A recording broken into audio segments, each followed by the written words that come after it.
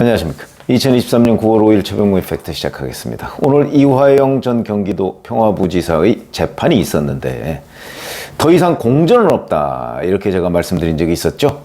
공전은 안 됐는데 난기류에 휩싸일 가능성이 생겼다 이런 겁니다.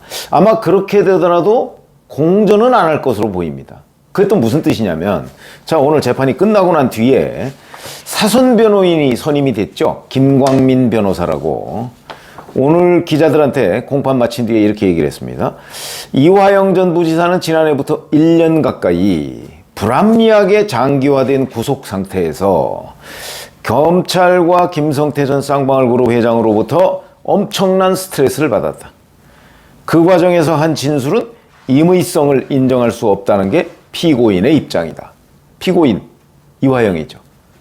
이화영이 임의성을 인정할 수 없다. 그럼 그동안에 검찰에서 했던 얘기는 또다시 뒤집을 수가 있다. 뭐 이런 얘기로 보입니다. 자, 지금 상황에서 해당 증거 인부를 할 수 없다는 게 피고인의 입장이고, 굳이 해야 한다면 증거를 부인한다는 취지다. 이렇게 얘기를 합니다. 거의 폭탄 선언에 가깝죠. 갑작스럽게 그동안 언론에 수도 없이 보도됐던 이재명 당시 경기도지사한테 쌍방울의 방북 비용 대납을 보고했다는 내용을 부인할 수도 있다 하는 얘기를 오늘 한 겁니다. 엄청난 얘기를 지금 한 겁니다. 그러니까 기자들이 당연히 이런저런 수많은 의문을 제기했겠죠? 기자들의 질문이 이런 겁니다. 그러면 이 전 부지사가 검찰 조사에서 한 기존 입장이 허위였다는 거냐? 이렇게 질문을 하니까 이 김광민 변호사가 일부 언론에 보도된 피의자 신문조서 내용과 현재 이 전 부지사의 태도에는 분명한 모순관계가 있다. 자세한 내용은 본인이 조만간 입장을 표명할 것이다. 이렇게 얘기를 했습니다. 그러면 최근에 바뀌었다고 하고 저희도 계속해서 보도해드린 그 내용을 이화영 전 부지사가 본인 육성으로 부인하려고 하는 것으로 보입니다. 그러면 이건 어떻게 되는 거죠? 그러니까 기자들이 또, 자, 이 전 부지사에게 최근 신경 변화가 또 있었던 것이냐? 이렇게 질문을 하니까 많이 힘들어하고 있다. 오는 10월 13일 내지 14일경 구속기한이 만료되는데 검찰이 추가 수사건으로 계속 소환을 요청하고 있다. 추가 구속영장 청구 가능성이 충분한 상황이다. 이렇게 얘기를 했고요. 이 전 부지사는 검찰의 계속된 출석 통보에 가급적 응하지 않겠다는 입장이다. 이렇게 얘기를 했습니다. 자, 그러면 여기서 이화영 전 부지사가 구속된 게 작년 10월입니다. 그래서 올 초에 한 번 구속기간이 연장이 됐었죠. 그래서 이제 10월 13일, 14일 정도 되면 이제 또 구속기간이 끝나는데, 자, 그동안에 올해 6월 정도까지는 쌍방울 대북송금 문제하고 이재명의 경기도하고는 무관하다. 이런 입장을 견지해 왔습니다. 그러다가 6월에 이재명 경기도지사한테 쌍방울 대북송금 문제하고 두 가지죠. 그러니까 300만 달러는 이재명 방북 비용, 그 다음에 500만 달러는 경기도 스마트팜 사업비 대납. 이 두 가지인데 경기도 스마트팜 사업비 대납 부분에 대해서는 인정을 안 했고 이재명 방북 비용 대납에 대해서는 인정을 하는 취지로 검찰에 설명을 했습니다. 자, 이거를 증거로서 재판부에 7월 초경에 이제 제출을 했는데 이걸 안 이화영 전 부지사의 부인이 민주당에다가 탄원서를 냈고, 그 다음에 아마 박찬대 최고위원 뭐 이런 사람들하고 좀 조율이 있었던 것으로 보이는데 이것도 나중에 이제 아마 검찰 수사에서 드러날 가능성이 대단히 높습니다. 박찬대 최고위원이 어느 날 갑자기, 그게 7월 18일이라고 하죠. 7월 13일이라고 하죠. 7월 13일에 이화영 전 부지사의 40년직이라는 이우일 경기 용인갑 지역위원장 직무대행, 이 사람을 만납니다. 저는 그게 회유라고 보는데 박찬대 최고위원은 회유가 아니다라고 지금 주장을 하고 있죠. 근데 그 자리에서 이화영 전 부지사의 부인하고 박찬대 최고위원이 통화까지 합니다. 이러다 보니까 그때 이미 뭔가 이 재판 지연 공작이 있었던 것 아니냐 하는 게 이제 검찰의 시각이고요. 그러다 보니까 박찬대 최고위원에 대해서 나와서 조사받아라 이렇게 얘기했는데 그게 어제였습니다. 어제 조사에 응하지 않았죠. 이런 걸 보면 박찬대 최고위원이 뭔가 꺼림칙한 게 계속 있는 것으로 보입니다. 자, 그 이후에 이화영 전 부지사의 부인이 이화영 전 부지사의 변호인단 서민석 변호사 해임에서 7월 25일 공전됐고 8월 8일은 또 갑자기 법무법인 덕수의 김영태 변호사를 사선 변호인으로 출석시켜서 이 사람이 또 엉뚱한 얘기를 하는 바람에 또 공전이 됐고 그 다음이 8월 이제 지난주였는데 거기서 겨우 이제 재판부가 도저히 안 되겠으니까 그러면 이제 국선 변호인으로 하겠다. 그러니까 이제 이화영 전 부지사가 다음 주까지 사선 변호인을 선임하겠다 그래서 지금 선임한 게 김광민 변호사인데 김광민 변호사의 오늘 말을 종합적으로 해보면 제가 보기에는 김형태 변호사의 입장하고 크게 다르지 않은 것 같습니다. 우선 지난 1년 가까이 그 감옥에 있었던 것을 김광민 변호사가 불합리하게 장기화한 구속 상태라고 표현을 했거든요. 이게 왜 불합리하게 장기화한 구속 상태죠?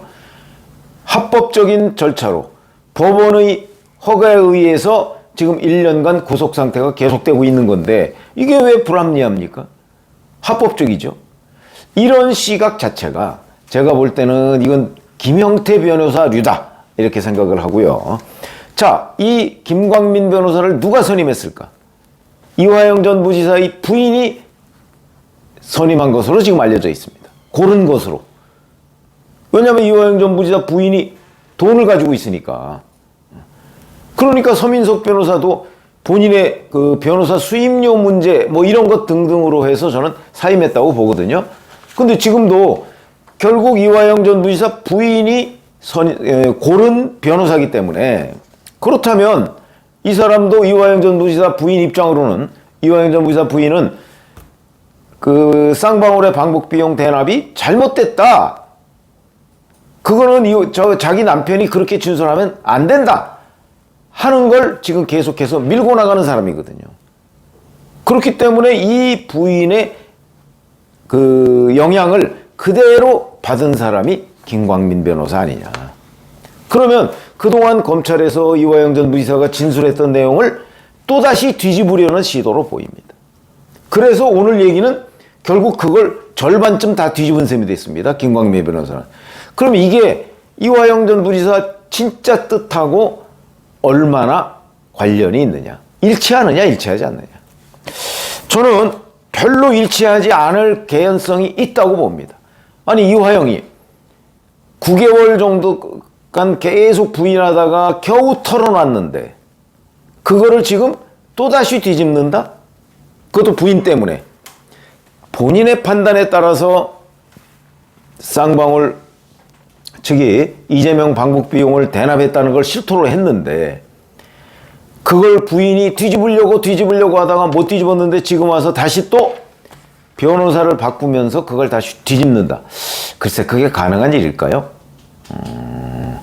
근데 지금 오늘 김광민 변호사의 주장을 보면 그게 상당 부분 뒤집혀가고 있는 걸로 보입니다. 그러면 조만간 입장 표명을 한다는 것은 결국 이화영 전 부지사가 나서서 제가 사실은 그 검찰에다가 6월 말 7월 초 이때쯤에 방북비용 이재명 경기도지사의 방북비용을 쌍방울이 대납했다고 보고했다 하는 내용은 제가 뭐 착각이었습니다. 이렇게 얘기를 해야 되는 판인데 과연 그렇게 할 것인가?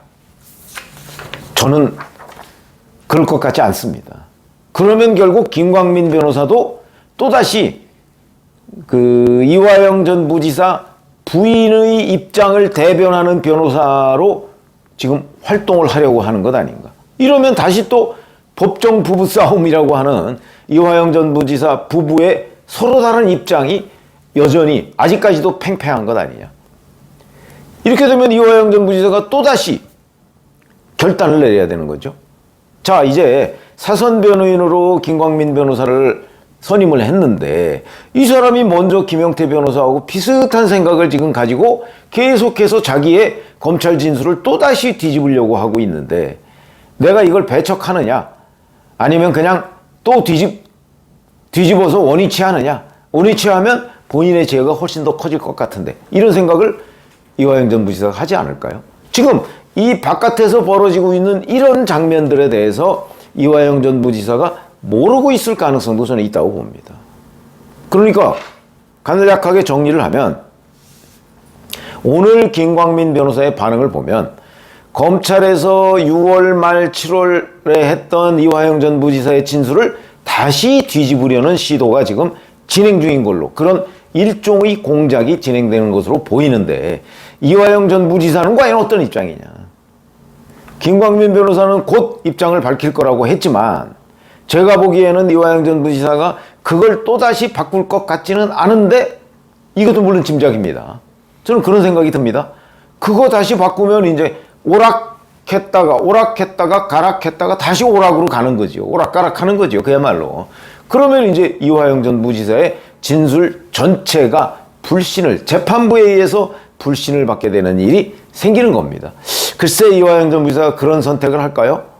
지금 어차피 본인이 아무리 부인해도 김성태 전 회장이 아주 상세하게 진술을 했고요. 그 다음에 쌍방울의 임직원들도 그걸 뒷받침하는 진술을 했고, 그 다음에 국정원에 보고된 안부수 전 아태협 회장의 진술 그대로 보고서를 써가지고 국정원에 보관되어 있던 그것도 압수수색이 돼 있는데, 그거는 다 일치합니다. 이화영 진술만 틀렸던 것을, 달랐던 것을 6월 말 7월 초에 검찰에서 인정을 했는데, 그걸 다시 뒤집는다. 그렇게 되면 아까 초반에 얘기했듯이 다른 사람 진술은 다 일치하는데 이화영 건만 다른 부분으로 다시 원대복귀하는 셈이 되는 거죠. 그렇게 돼가지고 재판부에서 진정성, 신뢰도가 과연 담보가 될까요? 저는 그렇지 않을 거라고 보기 때문에, 이화영 전 부지사가 본인이 형량을 좀 줄이기 위해서라도 이걸 다시 뒤집을 것 같지는 않은데, 이렇게 되면 이제 또 김광민 변호사와 이화영 전 부지사 피고인 간에 의견 합치가 안 되는 이런 일이 벌어지고 있는 것 아닌가. 그래서 지금도 이화영 전 부지사의 부인과 김광민 변호사가 힘을 합쳐서 이화영 전 부지사의 6월 말 7월 초의 진술, 실토, 자백, 이걸 뒤집으려는 시도가 여전히 계속되고 있는 것 아닌가 하는 생각이 들어서 난기류라는 얘기를 지금 제가 말씀을 드리고 있는 거고요. 자, 이화영 전 부지사가 입장을 조만간 밝히겠다는 게 김광민 변호사의 생각인데, 그것도 정말 이화영 전 부지사 본인의 생각이냐, 아니면 압박하고 있는 것 그런 단계냐 하는 부분도 저는 이화영 전 부지사 피고인 본인의 입장을 듣기 전에는 조금 믿기가 어렵다. 여하튼 분명한 거는 다시 또 이화영 재판이 난기류에 휩싸이기 시작했다. 그러나 공전은 되지 않을 것 같다. 무슨 뜻이냐면, 오늘도 김광민 변호사는 지금 선임된 지 얼마 안 됐기 때문에 오늘 변호인 반대 신문을 못했습니다. 그런데 오늘 변호인 반대 신문은 쌍방울 직원들에 대해서 했는데, 그거는 국선 변호인이 했거든요. 그러니까 이 사선 변호인을 둘러싼 난기류는 계속이 되지만, 아마 재판부는 국선 변호인으로 하여금 계속해서 변론을 맡김으로써 재판은 정상화되는데, 이화영 전 부지사가 이 자백했던 내용을 뒤집느냐 안 뒤집느냐 가지고서 또 난기류에 휩싸였다. 이렇게 말씀을 드릴 수 있고, 만약에 정말 김광민 변호사의 말대로 그 6월 말 7월 초에 내가 검찰에서 한 얘기는 없었던 얘기로 합시다. 이렇게 되면 이 난기류가 곧바로 폭풍우가 되는 거죠. 그렇게 돼서 완전히 이화영 재판이 6월 이전의 상태로 돌아가는 모양새가 되고, 이화영 진술의 신빙성은 전혀 믿을 수 없는 사태가 될 것이다. 저는 그렇게 판단을 합니다. 그래서 오늘 제가 말씀드리는 내용은 난기류까지는 분명해 보이는데, 그러면 이화영의 정확한 입장이 무엇이냐? 그건 한번 김광민 변호사가 얘기했대로 조만간 정말 입장을 밝힐 것인지, 아니면 그런 걸 설득 중인 것인지, 그건 조금 시간이 필요해 보인다. 그런데 저의 입장을 말씀드리라면, 저는 이화영 전 부지사가 또다시 뒤집는 일은 아마도 없지 않을까, 이렇게 전망을 합니다. 고맙습니다.